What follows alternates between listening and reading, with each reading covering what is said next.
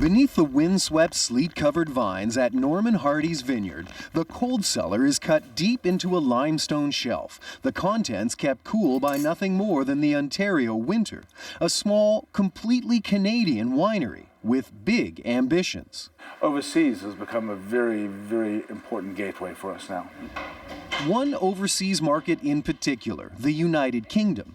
2 years ago, Hardy sent his first shipment, 50 cases. This year, he's sending 200. It's a niche market, but it's been received quite well. It's good. David Gleave is a London wine importer. I enjoy giving it to someone blind and saying, you know, what do you think of this? And they go, ooh, I like that. And then you tell them it's Canadian. And you watch their face look quite surprised. The UK is one of the world's biggest and most important wine markets. At just over $1.5 million last year, Canadian wine sales are still just a tiny fraction of that market, and most of that was ice wine. But table wine sales have surged, up about five-fold in the last 3 years. It's just a bit closed post-bottling. Experts say instead of using blends, more Canadian winemakers are sticking with specific varietals, paying closer attention to soil and climate, and focusing on quality, not quantity.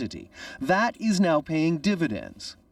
This year, well-known British wine writer and columnist Jamie Goode wrote that Canadian wines are starting to get noticed. Top international wine critics talking about Canadian vintages. It says that we're doing something very special in Canada. And, you know, as Canadians, sometimes we need to hear that from the outside. Affirmation to which he will happily raise a glass. Wow. Aaron Saltzman, CBC News, Toronto.